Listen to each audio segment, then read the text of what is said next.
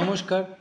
আজ আমি তোমাদের সামনে নিয়ে এসেছি RRB NTPC math practice set part 1।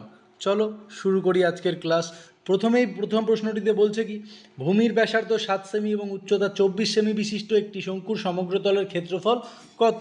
চলো, শঙ্কুর সমগ্রতলের ক্ষেত্রফল বের করার জন্য যে সূত্র সেটি হচ্ছে পাই আর ইন্টু এল প্লাস আর, যেখানে দেখো আরটা ব্যাসার্ধ আর এলটা হচ্ছে তির্যক উচ্চতা, আর পায়ের মান 22/7। আমরা আর তো জানি কিন্তু এল জানি না। দেখো এল বের করার জন্য, তির্যক উচ্চতা বের করার জন্য সূত্রটা হচ্ছে √h² প্লাস আর স্কোয়ার। তাহলে আমরা যদি প্রথমেই যদি বের করে নিই, দেখো এইচ কত, 24 উচ্চতা, তাহলে 24-এর স্কোয়ার 7-এর স্কোয়ার, তার √24-এর স্কোয়ার কত হয় 576, আর 7-এর স্কোয়ার কত হয় 49। এদের যদি যোগ করে দিই আমি কত পাবো 625, তাহলে তার √ওভার করলে পাবো 25। এল পেয়ে গেলাম। যখনই এল পেয়ে গেলাম এখানে বসিয়ে দিলে আমরা পেয়ে যাব শঙ্কুর সমগ্রতলের ক্ষেত্রফল কত হবে, পাই 22/7 গুণ আর 7 গুণ ফার্স্ট ব্র্যাকেটে এল প্লাস আর, এল হচ্ছে আমার 25 প্লাস আর হচ্ছে 7, 32, 7 কেটে দিলাম, তাহলে কি থাকলো 22 গুণ 25 আর সাথে 32, তাহলে 22 32-এ কত হয় 704। তাহলে 704ই হবে শঙ্কুর সমগ্র পৃষ্ঠের ক্ষেত্রফল। চলো, অপশান 2 হচ্ছে কারেক্ট। নেক্সট আমরা পরের প্রশ্নে চলে যাই। দেখো এই প্রশ্নটিতে কি বলেছে, রবি ও সুমিতের বেতনের অনুপাত 4:5। যদি প্রত্যেকের বেতন 6,000 টাকা বাড়ানো হয় তাহলে নতুন অনুপাত হবে 35:40। তাহলে সুমিতের বর্ধিত বেতন কত হবে? আচ্ছা দেখো না, রবি আর সুমিতের বেতন যদি আমরা ধরে নিই 4x আর 5x, এইটা আমি ধরে নিলাম। এবার তাদের সঙ্গে যদি 6,000 করে বাড়াই, চলো দেখে নি কী হচ্ছে, যোগ 6,000 যোগ 6,000, তাহলে এটা বর্ধিত বেতনের অনুপাত। কিন্তু প্রশ্নে দেখো বর্ধিত বেতনের অনুপাত দিয়ে দেওয়া আছে কত, 35:40। এটাকে যদি আমরা কাটাকাটি করি, 5 8 40, 5 7 35। এবার যদি আমরা ক্রস মাল্টিপ্লাই করে দিই এর সঙ্গে এটাকে আর এর সঙ্গে এটাকে, তাহলে কি পাবো 5 7 35x যোগ 6 7 42,000 সমান সমান কত পাবো না 8 4 32x প্লাস পাবো 8 6 48,000। তাহলে যদি আমরা এক্সগুলোকে একদিকে নিয়ে নিই, দেখো কী পাবো 35x মাইনাস 32x সমান সমান কত পাচ্ছি 48,000, মাইনাস পাবো 42,000 মানে 6,000 পেয়ে যাব। আর এদিকে এটা বিয়োগ করলে পাবো 3x সমান 6,000। তাই যদি হয় তাহলে 3 2,000 6,000 হয় আমরা জানি। তাহলে এক্সের মান কত পেয়ে গেলাম 2,000। আমাকে বলেছে সুমিতের বর্ধিত বেতন কত হবে, সুমিতের বর্ধিত বেতন ছিল 5x যোগ 6,000 মানে 5 2 10,000 আর 6 16,000। তাহলে সুমিতের বর্ধিত বেতন পেলাম 16,000। অপশান 3 হচ্ছে কারেক্ট। চলো পরের প্রশ্নে চলে যাই। দেখো পরের প্রশ্ন কি বলেছে, বলছে একটি আয়তক্ষেত্রের দৈর্ঘ্য এর প্রস্থের চেয়ে 17 মিটার বেশি এবং যদি এর কর্ণের দৈর্ঘ্য 25 হয় তবে আয়তক্ষেত্রের পরিধি নির্ণয় করুন। আচ্ছা দেখো না, আয়তক্ষেত্রের দৈর্ঘ্য প্রস্থ আর কর্ণের মধ্যে সম্পর্কটা কি, না হয় দৈর্ঘ্য স্কোয়ার যোগ প্রস্থ স্কোয়ার সমান সমান কর্ণ স্কোয়ার। আচ্ছা দৈর্ঘ্যটাকে যদি আমি মনে মনে এক্স ধরে নিই তাহলে এক্সের স্কোয়ার, আর প্রস্থটা তাহলে কত হবে, যেহেতু দৈর্ঘ্য থেকে প্রস্থ 17 মিটার কম বা প্রস্থের থেকে দৈর্ঘ্য 17 মিটার বেশি, তাহলে প্রস্থটা এত হবে দৈর্ঘ্য এক্স হলে। আর কর্ণ দেখো দেওয়া আছে কত 25-এর স্কোয়ার। তাহলে যদি এটাকে ভেঙে নিই, দেখো এক্স স্কোয়ার যোগ এক্স স্কোয়ার বিয়োগ 34x যোগ কত হবে বলো 17 17 289 সমান সমান 625।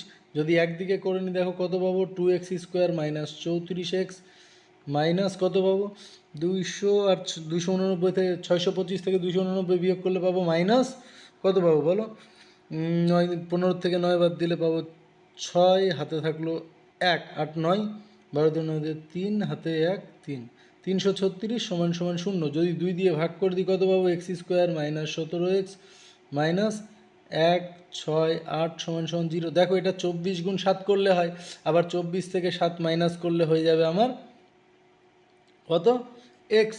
24 থেকে 7 মাইনাস করলে 17 পেয়ে যাবো মিডিল টার্ম ফ্যাক্টর। তাহলে এক্সের ভ্যালু কী হবে -24 প্লাস 7 মানে এক্স ইকুয়াল টু আমি পেয়ে যাব 24। এক্স ইকুয়াল টু যদি 24 পাই মানে দৈর্ঘ্যটা যদি 24 হয়, প্রস্থটা কত হবে 24 মাইনাস 17 মানে হবে 7। আর দৈর্ঘ্য প্রস্থ যখনই পেয়ে গেলাম, পরিধি কি 2 গুণিত দৈর্ঘ্য যোগ প্রস্থ, তাহলে কত হবে 17 আর 24 আর সাথে 31 গুণ 2 মানে হচ্ছে তোমার 62। তাহলে পরিধি কত হবে 62। দেখো অপশান 1 নাম্বারটা কারেক্ট। 62। চলো নেক্সট প্রশ্নে যাই। কি বলছে দেখো, পি কিউ একসাথে একটা ব্যবসা শুরু করে এবং 3:5 অনুপাতে লাভ করেছে। যদি কিউ 12 মাসের জন্য 80,000 টাকা বিনিয়োগ করে, তাহলে পি 72,000 টাকা কত মাসের জন্য বিনিয়োগ করেছে? আমরা জানি যে বিনিয়োগের অনুপাত আর লভ্যাংশের অনুপাত সমান হয়, তাহলে আমরা এখান থেকে বিনিয়োগের অনুপাত আর লভ্যাংশের অনুপাত সমান করে দেবো, তাহলেই পেয়ে যাব। আচ্ছা দেখো না, বিনিয়োগের অনুপাত কি বলেছে দেখো, বলেছে পি কত মাসের জন্য, আমি ধরে নিলাম পি এক্স মাসের জন্য, তাহলে পি এর বিনিয়োগ কত হবে, এক্স ইন্টু 72,000। আর কিউ কত দিনের জন্য করেছে দেখো, 12 মাসের জন্য করেছে, তাহলে কত হবে, 12 ইন্টু 80,000 সমান সমান দেখো আমাকে বলে দিয়েছে যে লভ্যাংশের অনুপাত 3:5। এখান থেকে এক্সের মান বের করে নিলেই বলতে পারবো যে পি কত মাসের জন্য করেছে। চলো শুরু করি। 3টে শূন্য 3টে শূন্য কাটা, 8 10 80, 8 9 72, 3 3 9, 3 4 12, 5 2 10, তাহলে এখানে থাকলো 1, এখানে পেলাম 4 2 8, তাহলে এক্স ইকুয়াল টু কত পাবো, কোনাকুনি গুণ করে দিলে এক্স ইকুয়াল টু পাবো 8। তার মানে পি কত মাসের জন্য করেছিল বিনিয়োগটা, 8 মাসের জন্য। দেখো অপশান 2 কারেক্ট অ্যান্সার। চলো নেক্সট প্রশ্নে যাই।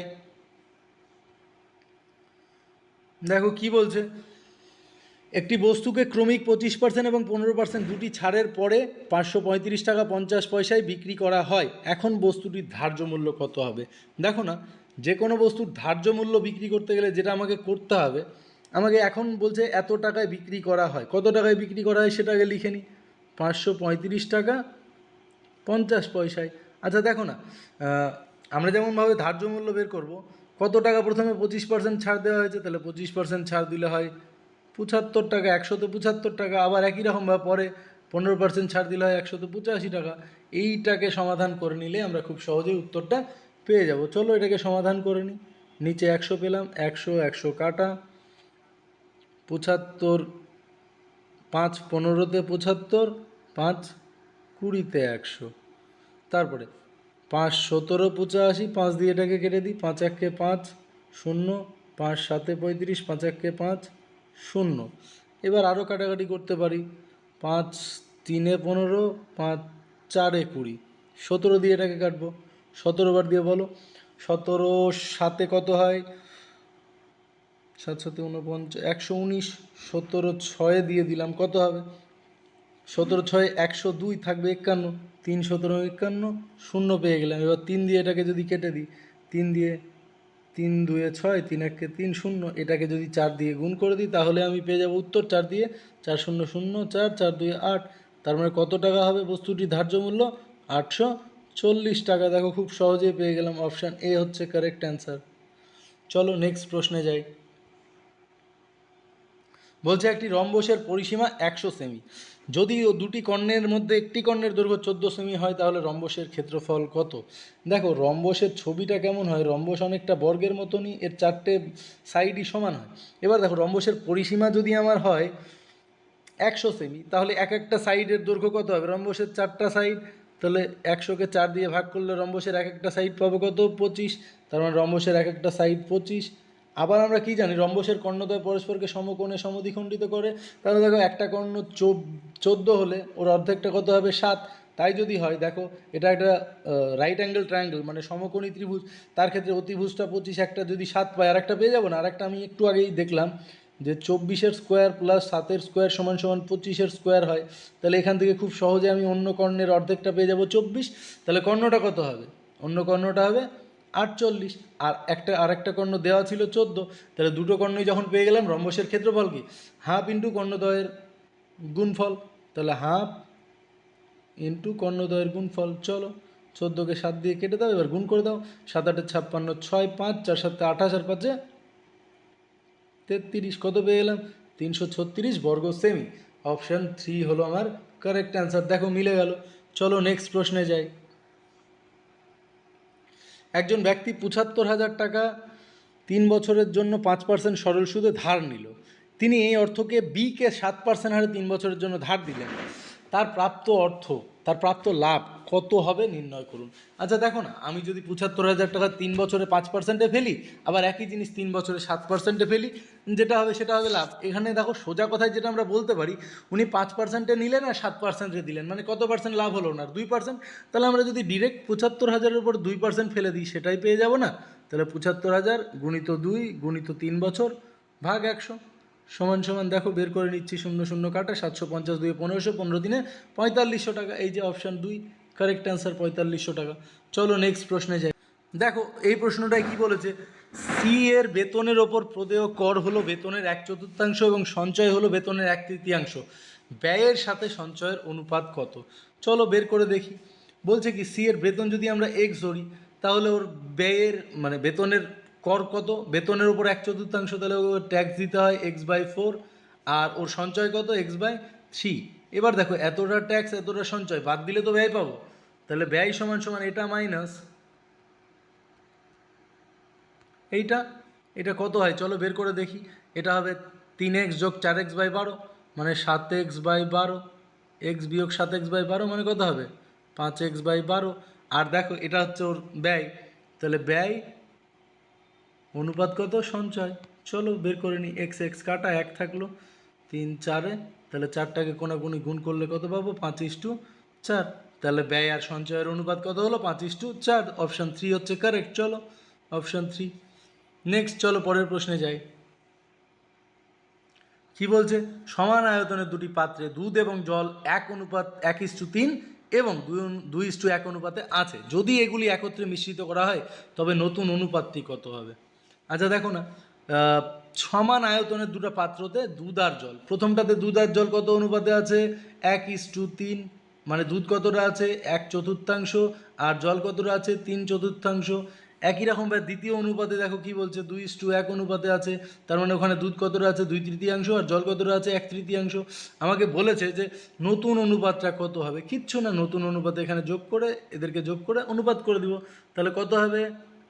1/4 যোগ 2/3 অনুপাত বলো? 3/4 যোগ 1/3। চলো করে দিচ্ছি খুব সহজে। 3 1 3, 4 2 8, 8 3 11/12 অনুপাত 3 3 9, আর 4 13/12, 12 12 কেটে দিলাম, কত হলো?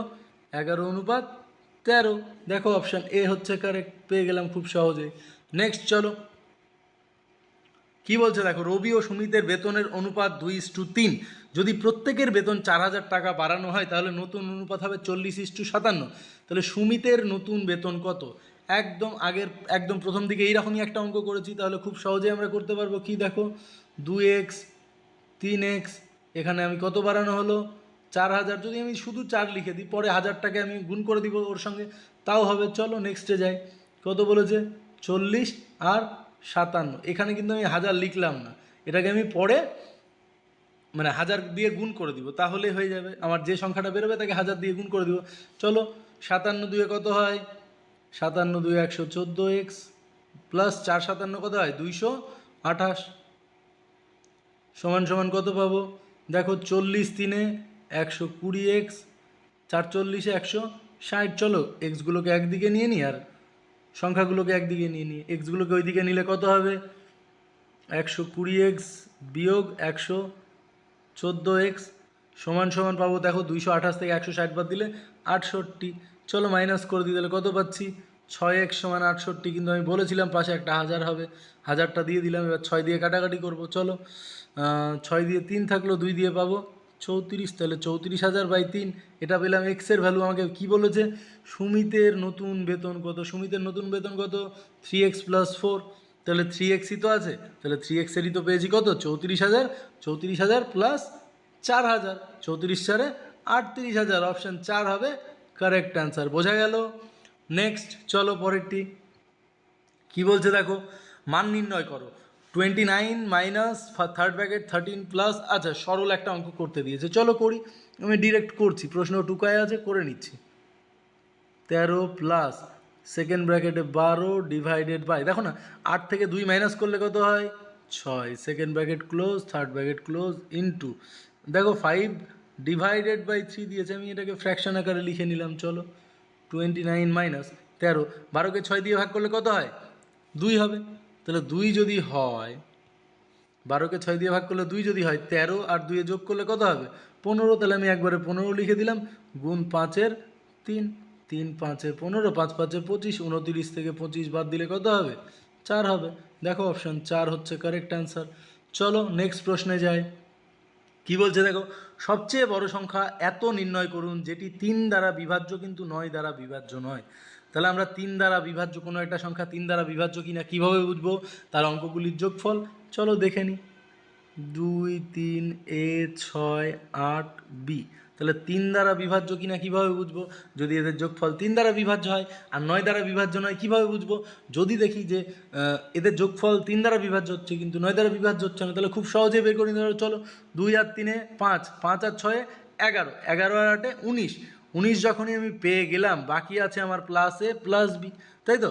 প্লাস এ প্লাস বি মানে হচ্ছে 3 নম্বর আর 6 নম্বর পজিশনটা। দেখো না কত হচ্ছে? 8 9 8 আর 9 17, 17 আর 19 কত হবে? 36। 3 দ্বারাও বিভাজ্য 9 দ্বারাও বিভাজ্য, তাহলে এটা হবে না। নেক্সট চলো, 9 5-এ 14, 14 আর 19 33, 3 দ্বারা বিভাজ্য কিন্তু 9 দ্বারা বিভাজ্য নয়, এটা হতে পারে। তারপর এটা চলো দেখি, 9 8-এ 17 হবে না। তারপর এটা 7 7-এ 14, 14 হতে গেলে কি হয়? 14 আর 19 33। তাহলে আমাকে এইটা যদি তাকিয়ে দেখি, দেখো 14 আর 19, 7 আর 7-এ আমি কত পাচ্ছি? 14। 14 আর 19 হচ্ছে তোমার 33। এখানেও পেলাম 9 আর 5-এ 14, 14 আর 19 33। তার মানে এই দুটো ক্ষেত্রেই আমার যেটি মানে বলছে সবচেয়ে বড় সংখ্যা, যেহেতু এই দুটো আমার হতে পারে, এই দুটোর মধ্যে বড় কোনটা বলো? এইটা হচ্ছে আমার বড় সংখ্যা, তাহলে অপশান 2 হচ্ছে কারেক্ট। চলো নেক্সট প্রশ্নে যাই। নেক্সট প্রশ্ন কি বলছে? রাঘব তার আয়ের 80% ব্যয় করে। যদি তার আয় 12% বৃদ্ধি পায় এবং তার ব্যয় 17.5% বৃদ্ধি পায়, তাহলে সঞ্চয়ের শতাংশ কত হ্রাস পায়? চলো শুরু করে দিই। বলছে রাঘব তার আয়ের 80% ব্যয় করে, মানে রাঘবের যদি 100 টাকা আয় হয়, ও 80 টাকা ব্যয় করে। এবার কি বলছে? যদি তার আয় 12% বাড়ে। আচ্ছা, আয় যদি 12% বাড়ে কত হবে? 112, তাই তো? তাহলে বলছে ব্যয় 17.5% বৃদ্ধি পায়। আচ্ছা, ব্যয়কে আমি 17.5% বাড়িয়ে দিই, 117.5। কেন 17.5 বাড়বে? আর এই 80টাকে আমি 100 ধরে নিলে এইটা হবে আমার সিচুয়েশান। 0 0, 4 2 8, 5 2 10, 5 দিয়ে কেটে দিই চলো উপরেরটাকে। 5 2 10, 5 3 15, থাকবে 25, 5 5 25, এইটা হবে। 5 4 20, শূন্য হাতে থাকলো 2, 4 23 কত হয়? 23 দিয়ে 46, 2 92, আর 2 94।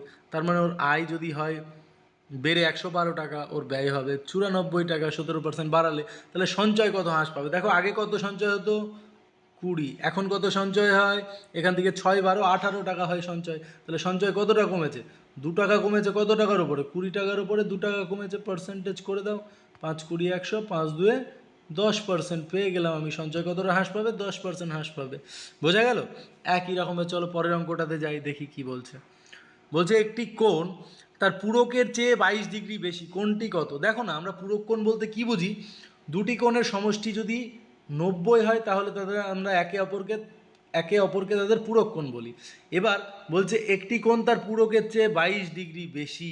তাহলে একটি কোণ যদি মনে করে ধরে নাও এ হয়, তাহলে এই কন্ডিশন অনুযায়ী এটা তার পূরকের চেয়ে 22 ডিগ্রি বেশি। একটি কোণ তার পূরকের চেয়ে 22 ডিগ্রি বেশি, এর পূরক কোণ এটা, মানে এদের দুজনের মিলিয়ে 90। তাহলে এদের দুজনের মধ্যে দেখো মানে ডিফারেন্সটা কি বলছে? এদের দুজনের মধ্যে ডিফারেন্সটা বলছে 22, যে বড় সে 22 বড়, আর এদের যোগফল হচ্ছে পূরক। তাহলে এখান থেকে খুব সহজেই আমি বের করে নিতে পারবো যে কোণটি কত। চলো দেখে নিই। 2a সমান সমান কত হচ্ছে বলো? 90 22, 112, 2 দিয়ে কাটলে